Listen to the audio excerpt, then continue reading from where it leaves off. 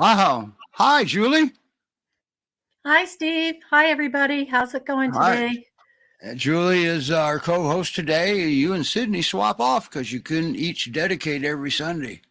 Wow, we got an exciting show today. We have a special guest that I'm going to be starstruck and slobbering all over the place, I think.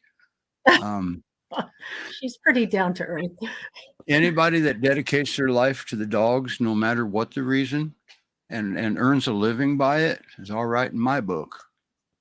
Right. So You want to tell us a little bit about our special guest so we can bring her up?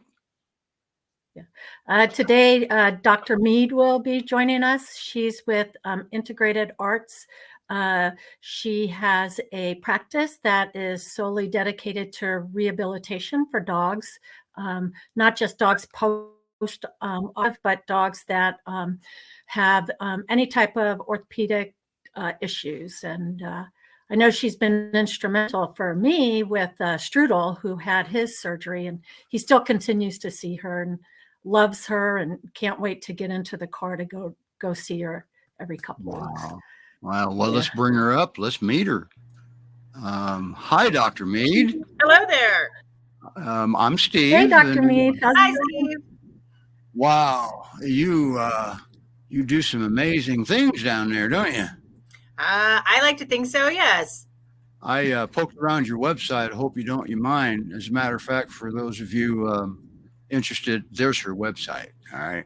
And we'll actually make that scroll across the bottom here in a second. Okay. But wow. And guess what? As coincidence, and it's sheerly coincidence, we have a puppy coming up that has bilateral luxating patellas and needs surgeries at 13 weeks old. Yep. And that's why he's here. They're doing fundraisers to try to, get everything he can, So, good. Well, I'm going to rearrange us a little bit here, and we're going to have some questions. I'm sure the guests will have some questions, or the viewers will have some questions. And Joan, I see your comment, and just about every peer I've ever met makes great house pets. Mm-hmm. They love it so much they'll jump up on your kitchen table right with you. All right. They will. So, wow, Dr. Mead, you do acupuncture. I had a dog with degenerative myelopathy that our conventional vet will tell you that he believes that extended his life with some little pills that Dr. Brenda Tobin had given me. She's a homeopathic practitioner that I know in Michigan. But you have a lot of letters behind your name. I do. So that's the DVM, Doctor of Veterinary Medicine. And then the CVA is the Certified Veterinary Acupuncturist. And then the CCRP is the Certified Canine Rehab Practitioner out of Tennessee. So that's where I took my course there. Wow. And you did something up in Michigan, I think I read. That was my internship out of vet school. Not all veterinarians take an internship. Some just come out and start general practice, but I wanted to do a little bit more and make sure that I understood ER medicine and saw a little bit of surgery and that sort of thing. So I did an extra year outside of vet school. Wow, that's amazing. We were neighbors at one time and didn't even know it. I'm in Ohio. Now, my opinion is post-surgery rehabilitation is probably even more important than the surgery because it depends on, in some cases, if the surgery fails or not. Am I correct in my thinking? Well, I believe so. One of the reasons I got into physical therapy was because in the ER where I was working, I saw a lot of dogs that were unfortunately at the end of their time, and owners didn't realize that there was other things they could do. They didn't know about acupuncture. They didn't know about physical therapy. And when their surgery failed, they got really mad at the surgeon. But unfortunately, maybe it was just because they didn't have the proper movement. Way back when, we used to do surgery on dogs and put them in a kennel for 8 weeks and say, okay, they're a dog. That's where you go. And if you do well, you do well. And if you don't, well, it's just a dog. But now we're figuring out that we actually do need movement, just like we do in people. So they will get stiff and they will get sore. And if we don't move that joint that just got operated on, it's going to start to get into a position where it's not going to be able to move and you're not going to be able to use it. And the other problem is they compensate. Dogs are 100% movement. They must move at all times. So if they can't use that limb, they are going to use other parts of their body to move, which is their other muscles, which is the opposite front leg, which is their neck, to try to get them going. And they're going to start to have a lot of pain in those areas. So your surgery may go really well, say a knee surgery. the knee surgery might be just fine, but the hip flexor muscle or the ankle, they didn't get the work that they needed. So now they're too stiff to work. So it may not really be the surgery. It could be the other parts of the body that the dog had to use while they were waiting on recovery or waiting to get the surgery. So that's the other thing that physical therapy helps with. Wow. Now, wow, that's awesome. Now you do water hydrotherapy too, don't you? Sure do. So I've got the only underwater treadmill in the area, south of Tacoma. So I'm pretty proud of it. There's a couple of pools around. I like the underwater treadmill because it's partial weight bearing instead of non-weight bearing. And with the treadmill, you can adjust the water level. So you can start off with full buoyancy. So a dog that can't walk on land can actually stand and walk in the water. And then as they get stronger, you can change the water level, the speed, challenge them with resistance to help to build those muscles. Wow. Now, and she even does cats with hydrotherapy too. I found that out last week. Yep, we have a couple of cats that do hydrotherapy as well. Yep. So cats do hydrotherapy. They can. You have to pick the right cat, obviously. Yeah, I bet that's fun. But there are some cats. I have a diabetic cat right now that is very weak in the hind end. And I did have an arthritic cat with some bad knees, because cats get arthritis just like dogs do. But they don't tell us how uncomfortable they are because they, they're small, right? And they don't have to jump a lot. And so if they just stop jumping, we just say, oh, they're getting older. Well, they could very well have arthritis. And it actually affects them more than dogs. Per radiograph, you look at it and you're like, that cat shouldn't be that uncomfortable, but they really are. So yes, I try to do what I can for the kitty cats when they let me. It's hard to tell. Now, have you had the privilege, if you may, to work with Great Pyrenees with water therapy yet? Strudel goes into the water. I also had a dog named Yeti. Yeti was also rescued by a very loving owner, and the Yeti needed both of her knees and possibly both of her hips done. She was very overweight when she came to see me. She could walk 5 or 6 steps before laying down. So she had a very dedicated owner, and he did the first knee, and we put her in the water, and she absolutely hated it. She hated it. That was my next question. But what we did was we always give positive reinforcement, and we take our time, and we're very, very slow with these guys because I do want them to use the water, and I do want it to be very beneficial for them. So we offer treats, we pay attention to their body language, and if they get stressed out, we stop. So initially I had to get in with her, and I would back her in. And then probably about 5 or 6 weeks into it, all of a sudden, I just told her to back up, and she backed herself right on into the treadmill, and she did it all on her own. Now I'm going to ask you a question. Hope I don't put you on the spot. Do you do any type of virtual coaching for rehabilitation? I don't. Do you have a suggestion box? Well, and that's a great suggestion. The problem with physical therapy is that our hands are important tools. So we need to feel what's going on. And sometimes the public doesn't have the same expertise that we do. And so that's why I asked. I didn't have it. I sure could have used virtual coaching after. So once we get an initial meeting, then yes, we could do some coaching. I know that there's some conditioning coaches out there that are doing virtual classes, but those dogs are healthy. So my dogs sometimes aren't. And so we want to make sure that we're hitting the right areas and we're stretching the right muscle. And if there's a knot that we want to get rid of, that sort of thing. And not everybody's fingers are sensitive. So it may be challenging. Gotcha. Because the only reason I asked is because, like, for example, TPLO surgery out here at MedVet with Dr. Barnhart, he had us doing range of motion, icing it, etc. Yep.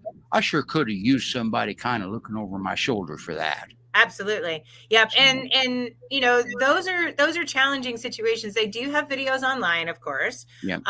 But we can put together some videos. I use a video program that sends the exercises to the owner and has a video, and I show them how to do the exercises before they leave. Okay. So if they have any questions, they've seen it. Right. I try my best to make it possible for owners to do at home. Okay. Now, I know you've got an appointment waiting on you here. You're a little limited on time, but well, there ain't no but. You're in Washington, is that correct? Yes, sir. And what area for the people that might want to fly their dogs to you? Well, I'm in Port Orchard, Washington. So Okay. probably about an hour or so from the Seattle airport. Okay, there you go. So have a rental car ready for those that want to go out there. I'm going to tell you what she does is extremely important. My vet here, I'm going to plug them here in Little Springfield, Ohio. They built a rehab center. It's got 3 pools. It's got underwater therapy. They do acupuncture also, and they employ a homeopathic practitioner. And this is a lot of times conventional medicine. They don't agree with the right. Dr. Mead all finished up with shockwave. With that kind of thing every once in a while. But you see, our vet believes there is a place in medicine for this. Okay. I had one vet actually tell me there's no money in it. You guys don't charge enough. That's true. That is true. And that's why a lot of places don't have rehab centers, because when you have animals, quite frankly, it comes down to money, unfortunately. And as a rescue group, I know that you guys understand that more than anyone. But the problem is, to do the rehab afterwards, you've already spent $5,000, $6,000, $7,000, $9,000 on surgery, and you're going to spend another $1,200 on surgery when all you really have to do is walk the dog. You know, I mean, why would I spend the money on somebody else to tell me that all I have to do is walk the dog? Right. And surgeons don't all believe in rehab, believe it or not, because, you know, I haven't run across that yet. Oh yeah. There's a lot of surgeons that do not believe in physical therapy. They will not recommend physical therapy post-operatively unless there is a problem. So once there's a problem with the with the surgeon, they're like, oh, you should see the physical therapist. Well, now we're way behind the 8 ball. And now I have to fix a lot of things that maybe I wouldn't have had to fix if we had seen them a little sooner on. So a couple reasons is maybe way back when physical therapists weren't doing their due diligence and were screwing things up for the surgeons, which is entirely possible. You know, maybe they feel that once they do the surgery, then that's all that needs to be done. So I'm not a surgeon, so I can't speak to that, but I know that we do run into that quite a bit, and I usually don't see them. I have some that send to me right away, but I have some that I don't see unless they're not doing what they're supposed to be at their rechecks. And then they say, oh, it's time to go see physical therapy. Right. And it's not just for surgery. You know, it's for arthritis. It's for congenital issues. It's for older dogs. Degenerative myelopathy is effective with too. Yep. I see a big range of it. And I like to think that rehab, because I do acupuncture and I do Western medicine, rehab is sort of the bridging between Western and Eastern medicine. I think it's the perfect marriage of the two, because Western medicine looks at the problem. You have a knee. Let's fix your knee. Eastern medicine says, well, how does that knee relate to the rest of the body? How does that knee affect the movement, which may affect the personality or the emotions of that animal to where they can't do what they were supposed to do? And rehab says, okay, let's look at everything. Yes, you have a bum knee, but let's look at your back. Let's look at your other front leg. Let's see if you're having any compensation. So to me, whether you do acupuncture with physical therapy or not, we focus on the entire dog, whereas Western medicine sometimes doesn't. Wow. I'm getting starstruck. I'm going to start slobbering pretty soon. Wow. Now, here's a question for you. Are there any supplements Dr. Mead would suggest for an older dog before their arthritis gets too bad? Well, there's lots of supplements out there. I would say anything that your veterinarian has. Dasaquin Advanced, I like Flexidin, UC. There's Synovi G3. Most of what we're looking for is the glucosamine and chondroitin. And then there's a lot of natural anti-inflammatories that are great that are also in there. Boswellia, green-lipped mussel is amazing. I think Super Snout's not to plug anybody, but I don't know if that's allowed or not. But Super Snout has a sprinkle that you can put on the food that's just green-lipped mussel. So anything that has a natural anti-inflammatory, I think are really good. And then there's also something called Adequan that I have seen work amazing for dogs with significant arthritis. It's an injectable, and you can be trained to do an injection, and you do it once a month, every 6 weeks, depending on how significant your dog's arthritis is. Wow. Well, you mentioned that not all surgeons believe in the rehab. I can tell everybody that my personal experience, the Ohio State University does, and MedVet does, and so does Mad River Veterinary Hospital. They think it is imperative that this happens, especially the Ohio State University. Good. And they do a lot with animals, especially like osteosarcoma studies and stuff. They've come a long way. Right. Yep, they have. So, wow, Dr. Mead, thank you so much. Your patient's not coming up. It's not by chance of Great Pyrenees, is it? It is not. No, I only have 3 or 4 of those, and none of them are coming in today. All right. Well, and that's enough. Anybody that thinks that maybe Dr. Mead should consider virtual coaching, raise your hand. Because I'll tell you, or maybe you can teach somebody to be able to do it. But I think that's it. I think there's a need there, and I think I would pay for it. I don't care. I would pay for it. So anyway, thank you so much. We're not going to keep you here because sometimes you can't shut me up. Okay. All right. And this was a good suggestion too, weight control. Absolutely. I have one that looks like a football with legs, but she had a thyroid issue. We like to keep them on a leaner side. So a body condition score of 5 is kind of normal, between 1 and 9. So 5 is normal. Rehab vets like them 4.5, just a little on the skinnier side, just because, I mean, think about it. They have to lift all that weight all the time. And it's hard for us with 2 legs, much less them with 4 legs. And if they've got arthritis, then it's even tougher. Wow.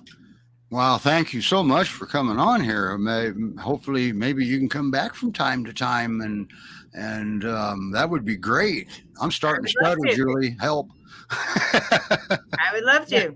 Okay. Thank you. I'll see you next week. All right. See you next week. All right. We'll take you down to the green room, and thank you so much. And we're going to move forward here. Thank you. Nice to meet you. You too. Wow. Boy, I'll tell you, I was getting close to slobbering there. She's dedicated her life to this. And I didn't know that there were some surgeons that didn't believe in it. I didn't know that. Man. Well, I know she's Strudel's rehab vet, and it was just part of the progression post-op for him. And he him going to rehab, I think, was a huge part in how well he's done post-op. And now we're down to going every 3 weeks. It's kind of a maintenance for him. It's just, I think it's like a social thing, because he absolutely adores Dr. Mead, but they've been they're a great group, and I've learned a lot from her.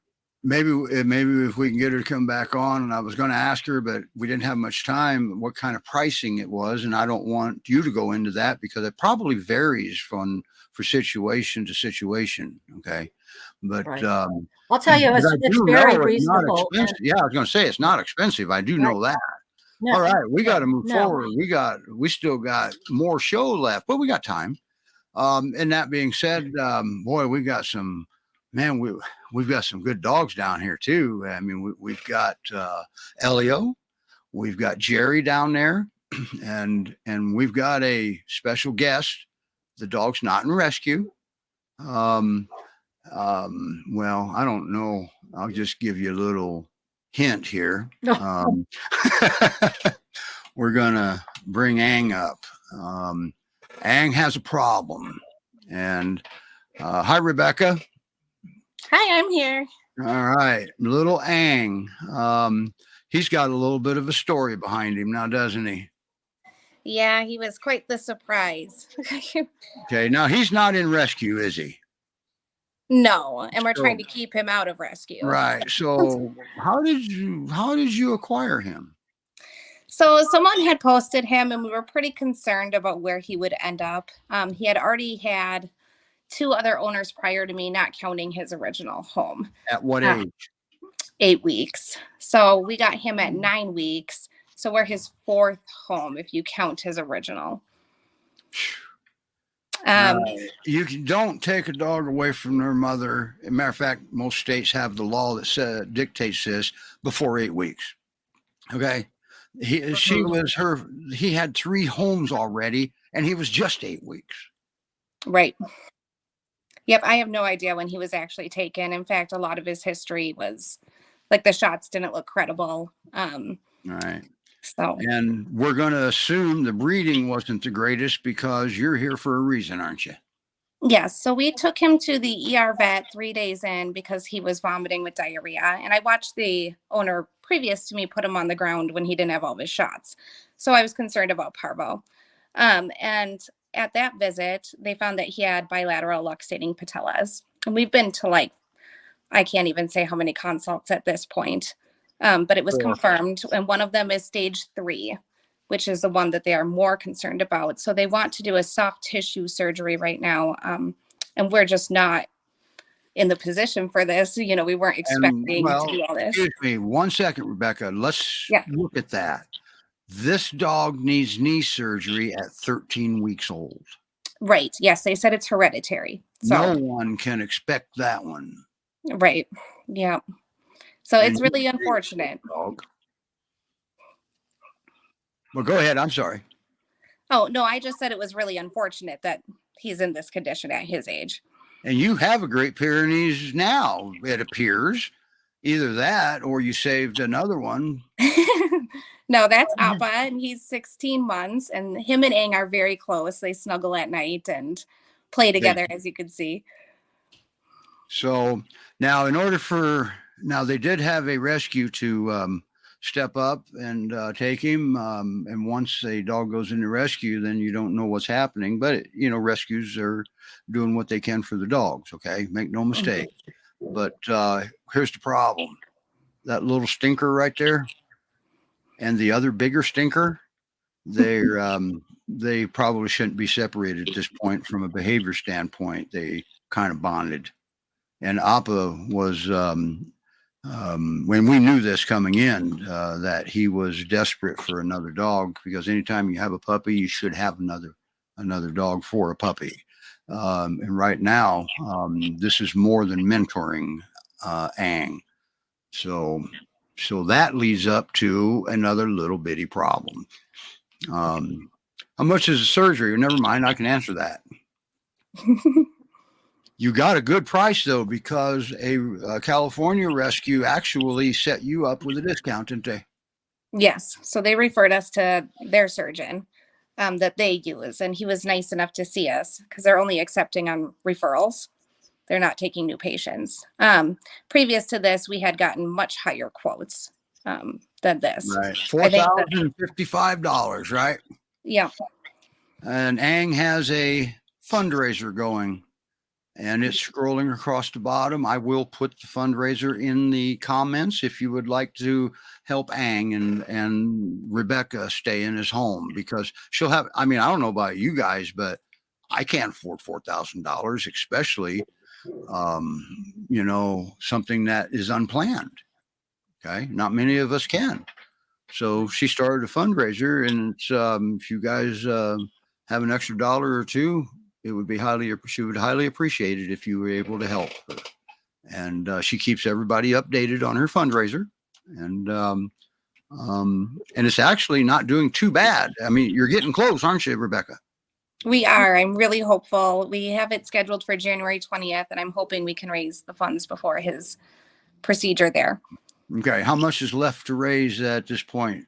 I think it's around 1,700, 1,600 left. So you're over halfway there. We are. Now, keep in mind, the other quotes were like $3,000 per knee. Now, he's going to need some more surgery up the road. This is a soft tissue surgery, and and that's pretty sad. And every surgeon is in agreement to this. All right. So, but she saved a dog from certain suffering until his end. Do you agree with that, Julie, because of the situation? I do, and I can totally relate to your situation. Even at 13 weeks and being seen by a vet, that's considered pre-existing. So, any type of pet insurance, he doesn't qualify for, even at Right. such She a young has age. pet which is insurance so too. sad. She has pet insurance, and this will be the only thing. Her pet insurance after this surgery will cover him after that, even related to the. So that's not great. sorry, so not related to the patellas, but anything else. So Anything else? yes. So if he tears an ACL, that'll still cover it. yes, so it will cover Right. ACL that's and anything else like arthritis. But yes, they won't cover the patellas because it was found in the waiting period, which is really why we're in the situation we are. Right. He doesn't, unlike humans, they can deny pre-existing conditions. All right. Right. The Affordable Care Act took that away for humans. Right. So we need an Affordable Care Act for pets now. Yes, please. Yeah. So, that is one boy. I'll tell you that that picture there, pretty much every picture tells a story. You know how that goes. But I will put the fundraiser in the comments. And Lisa, they should put it on the PYR Facebook site. That's kind of touchy because we don't want to knock the rescues out of compliance with the IRS because this isn't their dog. Now, I don't know the rules to that, but I don't want to take the chance, but we will check with them. That is a good idea. We will ask if they can and cross-post it. All right. So, and the rescues are just, they're pleased with Rebecca that she actually stepped up to the plate, because this would have been expensive for rescues too. So, wow. Okay. We got to move along. You want to stay up here for a little bit, Rebecca? Yeah, I can keep him up a minute. Okay. Now, so we're going to go this route. We're going to bring a boy up that, we've got a perfect introduction for him. We'll just play his video and we'll bring him up while the video's playing. How's that?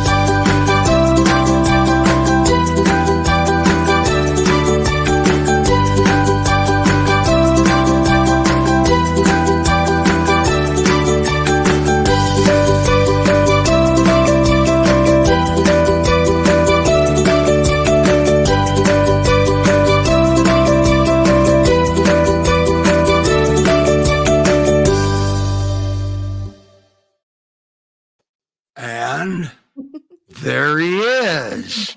Wow. Boy, his video came out pretty good. It did. It's good. Yeah, it served him well. Boy, that's a good looking boy. Now I promised everybody that he's got a story to tell. And included in that story is how he came about getting his name. So do you want me to tell how he was found? That part of Yes. the story. It's just so Yeah. sad. he and his sister were chained together, wandering around, and it was nap time for him, so he's gonna lay back down. They were chained together, found, taken to animal control. The family was contacted. They had a family. The family was contacted, and they surrendered the dogs. Wow. They said on the paperwork that they didn't have money to spay or neuter, so both dogs were surrendered. And They were came chained to their sister. He was chained. Everybody, please don't chain dogs together. Yeah, it's and some people don't know it is illegal now to use chains on dogs in Texas. You used to be able to use them if they were on a tether and could go back and forth. That's not the case anymore. It's illegal. It's just a matter of our law enforcement actually enforcing it, which they don't always do. And you have more dogs than you do enforcement capabilities down there, don't you? Oh, for sure. So when we got word that Elio and his sister needed to be saved, but they needed foster homes, so I said, okay, we'll do it. We had just lost a foster to cancer. So I was like, okay, we're ready. We'll bring him home. And I got to pick his name. This is the first time I ever got to name one of the dogs. So I was very excited. And I have a running name list. And he was either going to be Ezra or Elio. And I ended up going with Elio, it's a character from a book that was turned into a movie called Call Me by Your Name. And I love the character Elio. And it's a French name. And it just seemed appropriate for this dog, whose breed came from like mountains in France. I was like, oh, it's perfect. Yeah, he's Elio. Yeah. And I found out my wife actually has that book. It's a good book. Good book, good movie. I wouldn't know. I don't read. Maybe I should learn how, right? Or just watch the movie. That's good too. Yeah, that's our handsome boy. He is. And that's one heck of a story he has to tell. Now,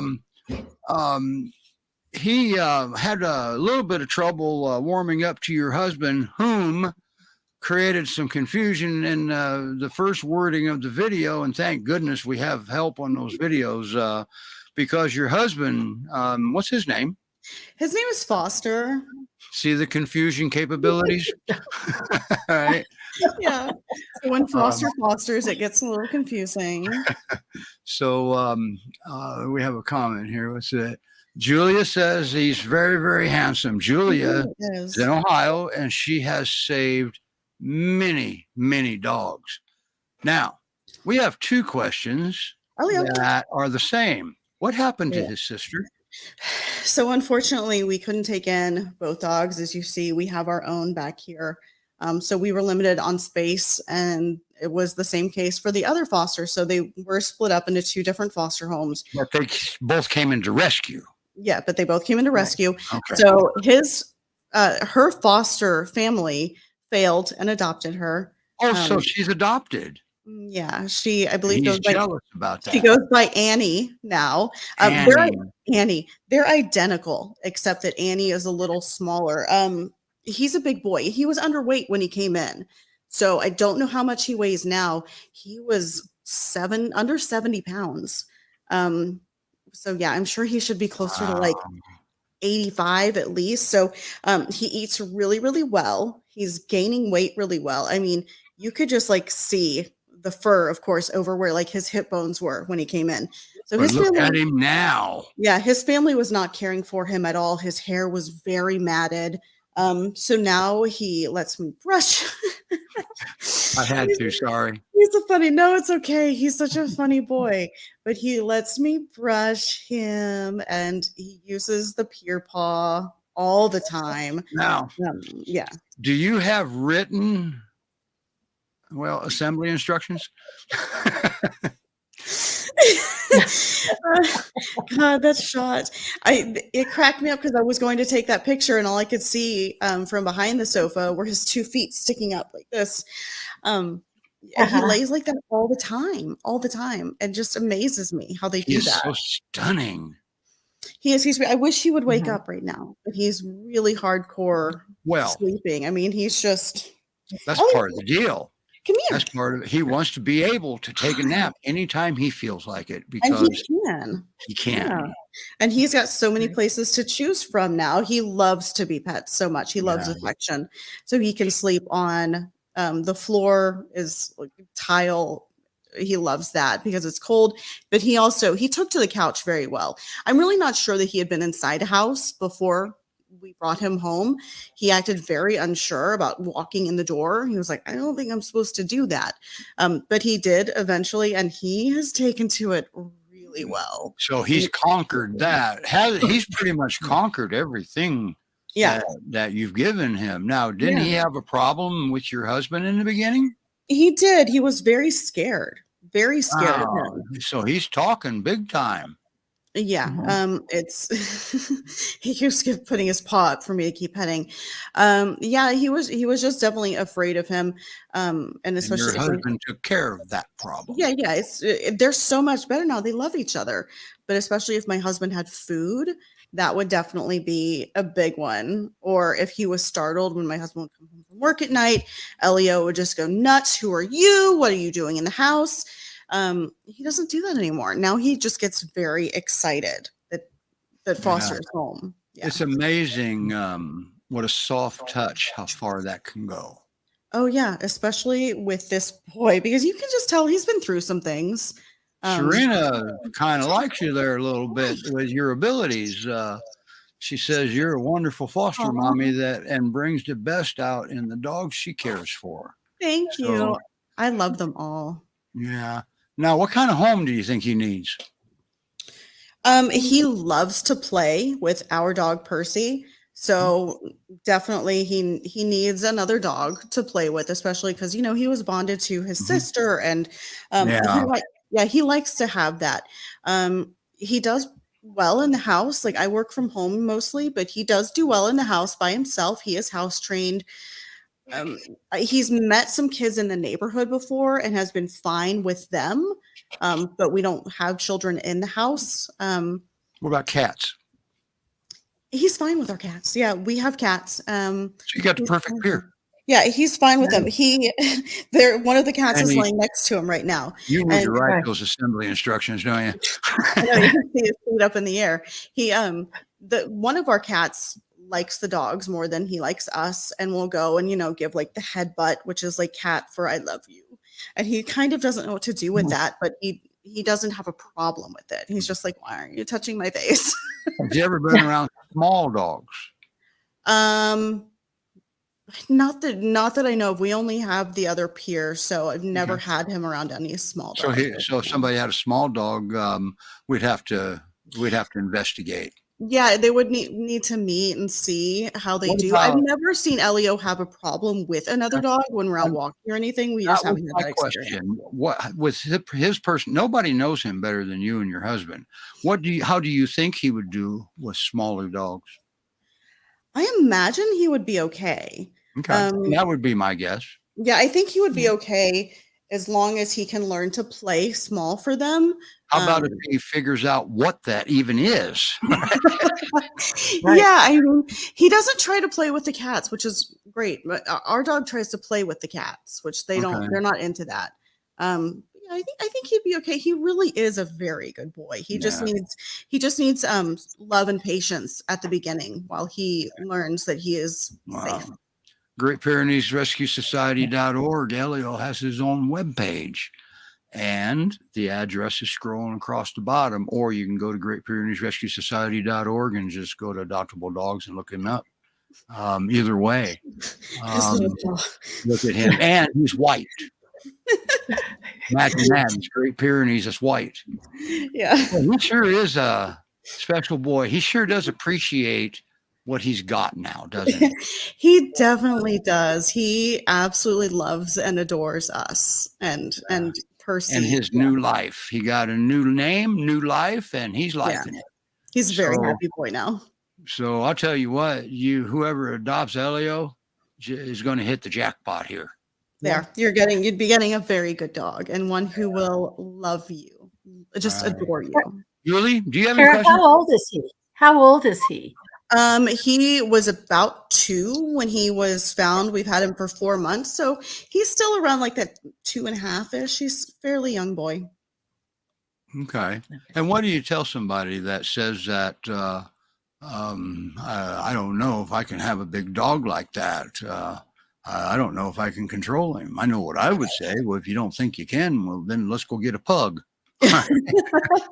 I've had big dogs, little dogs. I feel like he listens to me better than my Pomeranian ever did. He's an easy dog, huh? Yeah, Now- he's a very easy dog and smart. Now, with what he's learned with you, do you think that that will carry over to his new home and make things a little easier for him to adjust? Yeah, I absolutely hope so, because he went I think it from will. a traumatic situation into our house, where he'll be going from our house, which is hopefully loving and makes him feel safe, into a new home that will be the same. So I would think it would probably be a lot Right. easier. Because whoever adopts him's got to pry him out of your cold dead hands, huh? So basically, And that- Kara and Foster have raised the bar of what he has to expect for his Yeah. new home. Yeah, he deserves. And it's wonderful that the best. it's wonderful that the fosters work so well with the new adopters as well. Yes. They're there for questions and support Mhm. and checking in, and it's important, for you as the foster too, to just see how your dog's doing, and Yeah. how I know I hear from some of my adopters still 9 years ago, and it means so much to you as well. Yeah.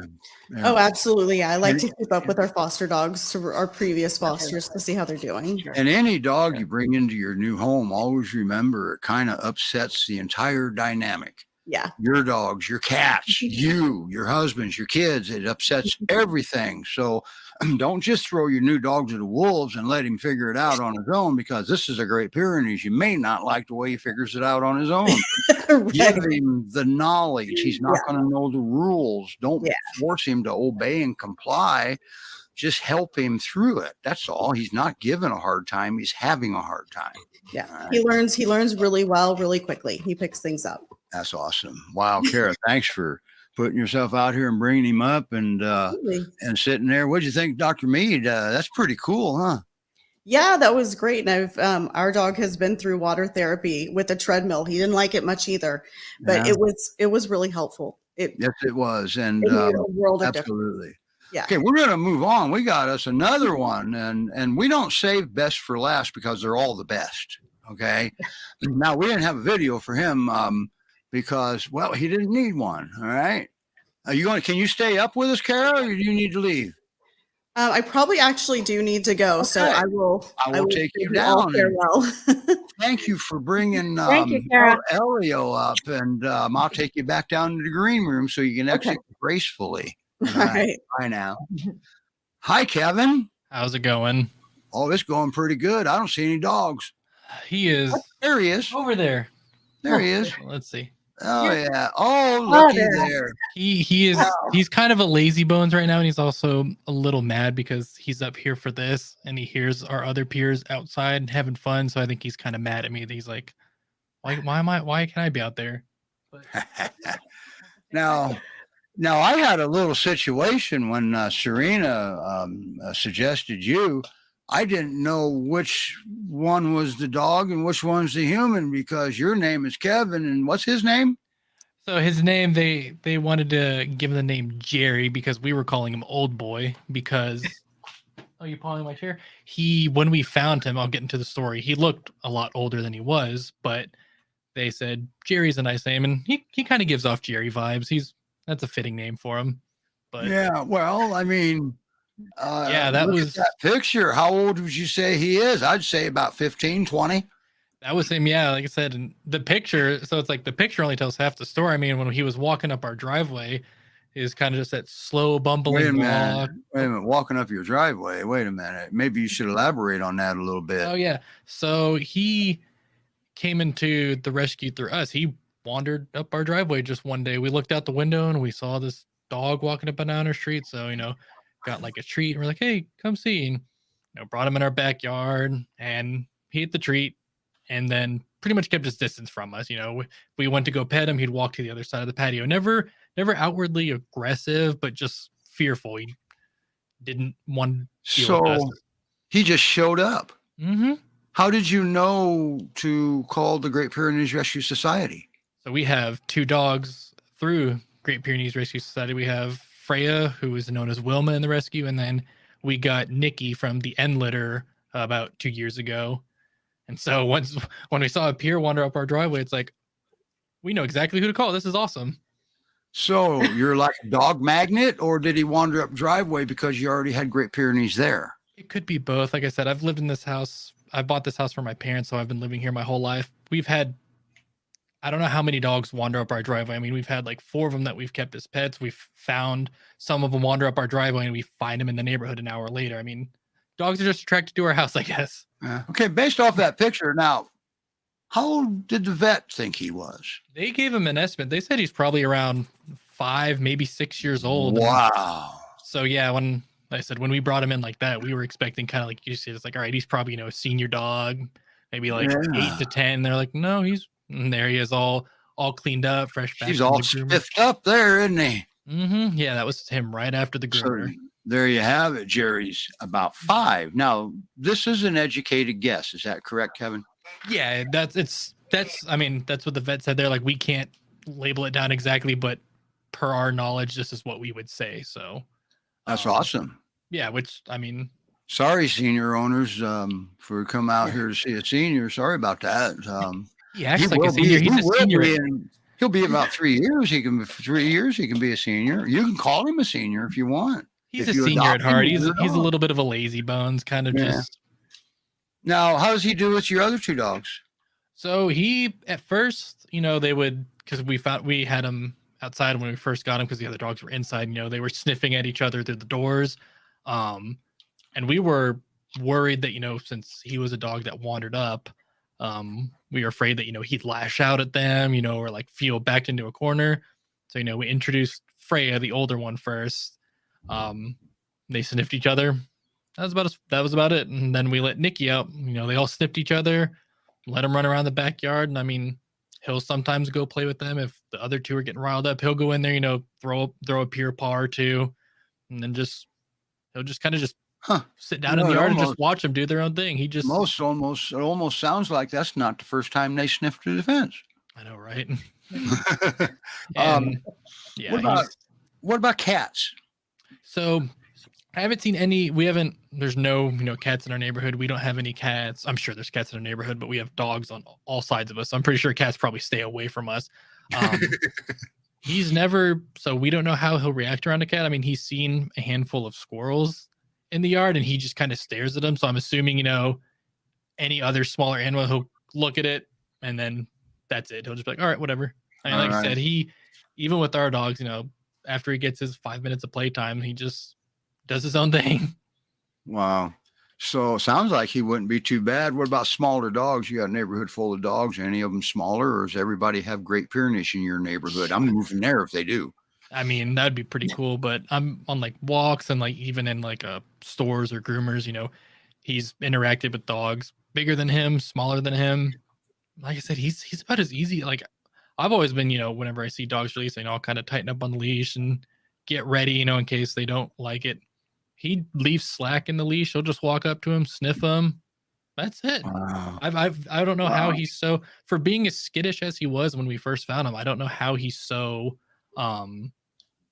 accommodating with. He's comfortable now. Yeah, that's probably it. Because once he warmed up to us, I mean, he really warmed up to us. Yeah, when your dog is comfortable, that's it right there. You get the most out of your dog and when they're comfortable. Julie, do you have any questions for Kevin? Yeah, he sounds like such an easygoing dog. I was thinking he would be a great second dog for somebody that's looking to adopt, that Absolutely. kind of moderate energy, something that, would bring a lot to a new family. Oh, how did he go from that to that? Right. I mean, wow. Got him some food, got him some water, brought him to the vet. So when we found him too, he had heartworms, I don't remember. It was some sort of intestinal worm. It might have been tapeworms. I don't remember. It was Hookworm, tapeworm, ringworm, it was whatever. It was but another worm. Parasite. Yes, and so we put him on the slow kill method. Got him his medicines, got him groomed up. So it's like he's got a clear. Is he still heartworm positive, or is he done with that yet? No, he's heartworm negative. Wow, how long did that take? It took about, so the heartworms weren't that bad. I guess we got lucky catching it early, and so the slow kill treatment, they gave us the medicine, and I went back. I did my first dose, second dosage, and then went back about 7 months after that. Somewhere 7 to 9 months. And then they ran the blood work, and they're like, he's clear, like he's good. Wow. So they said usually it takes up to a year sometimes, so that's why they were like, was that smaller? It's heartworm, okay? It's a horrible disease. Give your dog heartworm preventatives, and you've got a much better chance of preventing that. Now, Julie, the slow kill method, isn't that kind of a deceiving name to the method? It is, but it's what we at GPRS use for all our dogs. And right. I know it's the better, more improved. I think the fast kill, as they say, can be very toxic to Pyrenees. Yeah. Well, I know when I too. Right. I know when I talk to screeners, or I'm a screener as well, and when I talk to people about dogs with heartworm disease, I tell them that it's my understanding at Rescue we've never lost a dog specifically to heartworm, and that that they can do everything their dog normally does. They can go to dog parks, they can go camping, they can do all those things. I just say, during that time, maybe don't take an 11-mile hike up a mountain, or, think you're going to run a 10K. The dog the dog typically won't overdo it, right? Anyway. Right. And if they do, then, well, he'll call for something maybe. There'll be a sign. Now, there was actually a clinical study done on this a few years back by the University of Illinois in conjunction with the University of Georgia out of Atlanta. They actually put a name to this treatment. It's called the moxidoxy treatment. Uses moxidectin. All right. And so there is a clinical study, and anybody that wants that, I will send you the PDF of it if you ask. So, wow. So it's kind of a deceiving method because people have seen the imidacide method take up to a year at times too. So that's why slow kill can be a deceiving. Don't let it deceive you. It's effective. All right. It does kill slower. That's the idea behind this. So it doesn't kill them off too fast and form blood clots. Okay. All right. So anyway, enough of that. I'm not a vet. Julie's not a vet. So always remember that. Okay. And Kevin, he's a good foster. Boy, listen to how his tone. Anybody that maybe thinks Kevin sounds good, raise your hand. All right. He's got a good microphone, and he's not a dork like I am. That can be argued, but that's for another time. Wow. No, Jerry might have his own show here, Well, maybe he can help with this one even. Right. He can be a guest. Do you know why his Jerry's got a generic website, just GreatPyreneesRescueSociety.org? Because we don't have a producer. And I would be a great producer, Kevin, and you could actually do the show with co-hosts, obviously. Anyway, basically you would tell me how the show is going, and I would make suggestions on stuff to do because I've been doing it for, oh my God, since 2016 now, I think. I can't believe people are putting up with that. And we have viewers. I see them. Okay. Well, not see them physically. I see the numbers. Yeah. That's 7 years. So what kind of home do you think he needs? Let's get back to him. So, I think I don't know how he'd be as a solo dog. I'd like to say he'd be fine, but it seems like, he's been in our house for over a year with 2 other dogs. So I'm sure he's probably used to multi-dogs, but I'm sure he could probably do fine on his own. Okay. So he wouldn't necessarily need a mentor dog. He would just need a pal. Yeah, I'd say he's a peer, and he's like I said, he's about 5 years old. I mean, I don't even know if he'd want. He's kind of such a lazy bones that a mentor dog, he'd probably just look at them and just lay down and be like, thanks. That's what I took from it. Okay. Wow. We You've have had him over a year, mm-hmm. and he hasn't been adopted. So we didn't do the rescue right when we found him. We wanted to get him all cleaned up, heartworm positive. That way, when we went to the rescue, we were prepared. We could be like, hey, look, here's his negative tests, here's his vaccinations. Like now we can move forward. So okay, cool. All right. And we have a toddler. She's about to turn 4, and he's fine with her. The only thing is, which I'm sure being peer owners, you'll understand, he's a big boy, a little clumsy at times. So it's like he's occasionally bumped into her and knocked her down, but it's nothing out of spite. I mean, he's just, right. I mean, when we took him in, he weighed 89 pounds, I think. And that was, when we brought him in when he was like not the healthiest. So he's probably more than that now.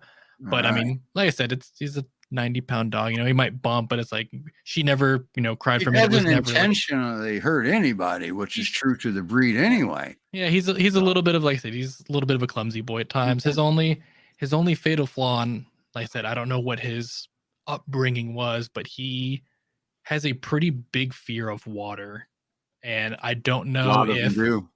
Okay, so I was about to say our other two, it can be raining, and it's like they'll just walk out there. Oh, you talking about the rain also? Well, rain, pools, hoses, like any. Okay. I mean, he'll drink water, obviously, but I mean, if it's raining, yeah. But if it's raining outside, and it's like it's like, hey, go outside, go to the bathroom. You haven't gone all day.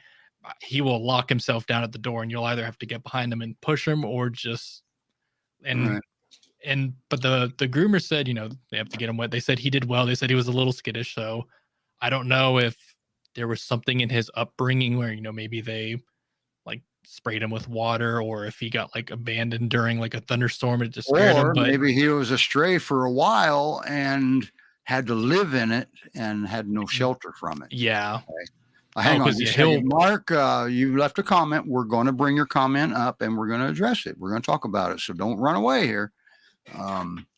So whenever you folks make a comment, it doesn't matter. I mean, we love the good comments and the attaboys, but if you have a comment that that is not so good for whatever, we're going to bring that up too.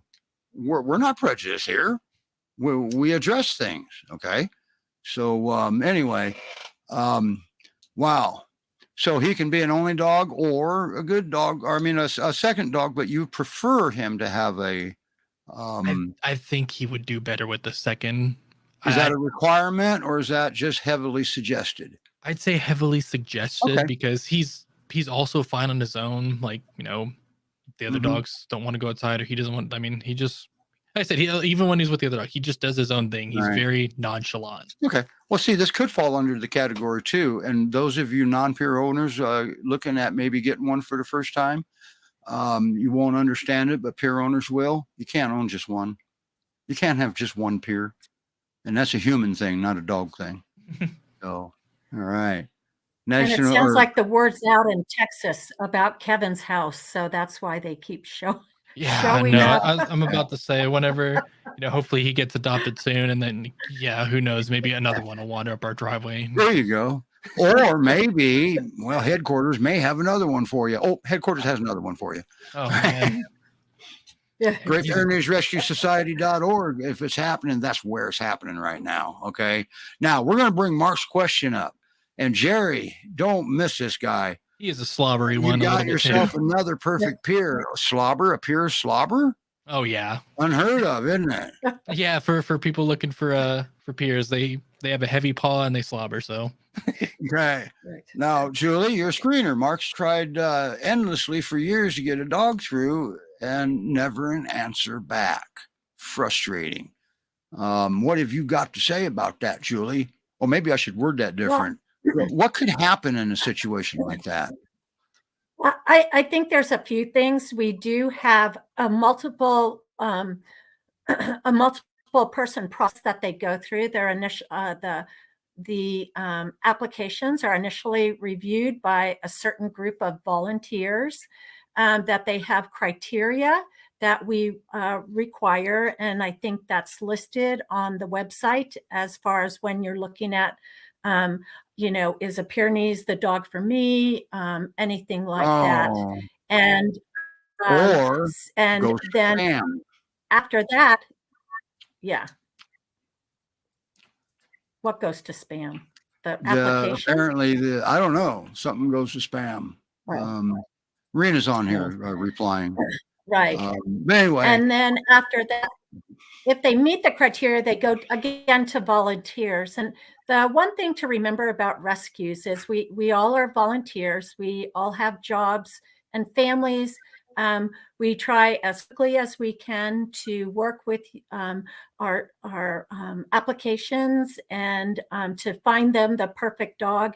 But again, where you might think your criteria might meet that, even if it does make it to a screener, sometimes they'll look at this and say, hey, I'm looking at this fence and maybe something's not right. Or I know where I've looked at fence photos from people that have maybe made it through the initial application phase. And then I've seen, backyards with, 5 foot tall grass in the backyard or something that might not, and or might also, prevent them at that time. So, yeah, you got to remember that if you don't meet the certain criteria, it's nothing personal. Don't ever take this personal. It's nothing to do with that. Now, because I was with Rescue for 10 years now, just about. I'm not now, but I help the rescues.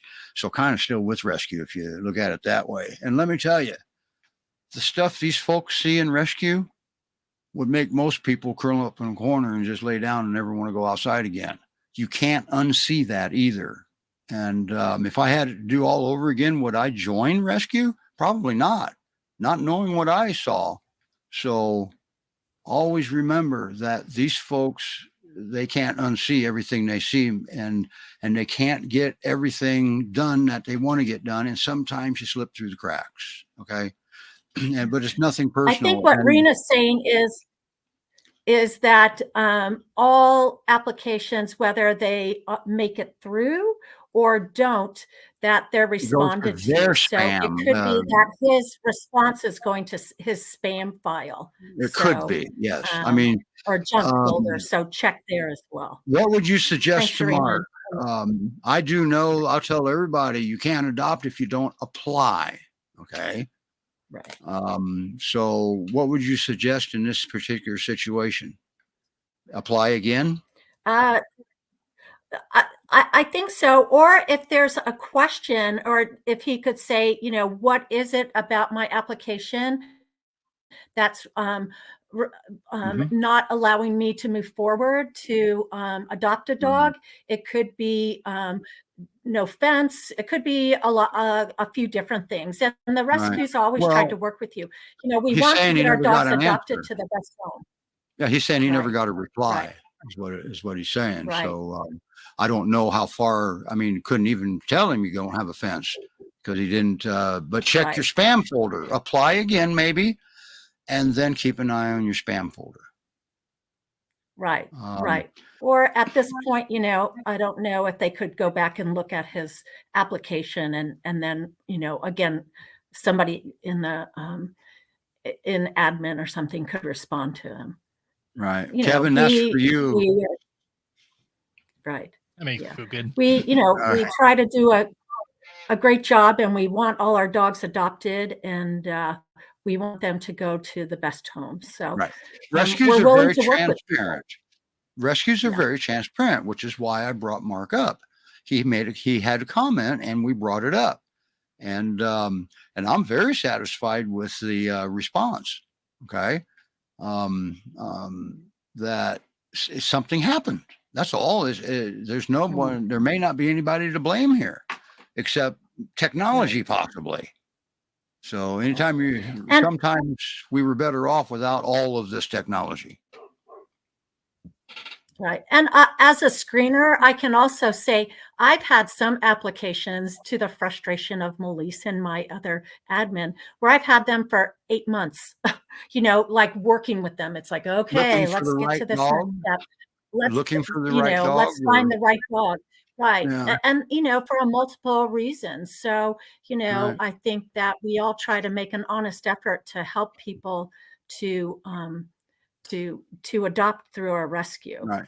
Nobody knows this breed better than these folks collectively. Everybody has input. This breed's not for everybody now. All right. So, and they want to send the dogs to a home that they're comfortable with. Sometimes it feels like you got to pry them out of your cold, dead hands. Okay. I get that. But isn't that what you want? Don't you want the dog safe? Right. Okay. Because they know where they came from. You may not have the whole story. And make no mistake, they're in Texas. There's a lot of them. And people don't have options, and they feel their back's against the wall. What do? I can't care for my dog anymore, but shelter won't take them. Or the shelter will take them and euthanize them, and I don't think he deserves that. Maybe, fighting chance on his own, maybe. There's all kind of stuff. It doesn't make everybody bad people, okay? It makes very bad situations, but the people that, and this is to you people that, just got to go on vacation, dump your dog, step up to the plate. If your dog's growling at you, step up to the plate, maintain your commitment. Don't make your dog walk on eggshells. You don't make your children walk on eggshells, hopefully. All right. One mistake and you're out. Let's not do that. They deserve better, especially with the life that they've had prior, possibly. Wow. Well, I'm not passionate about that, am I? Wow.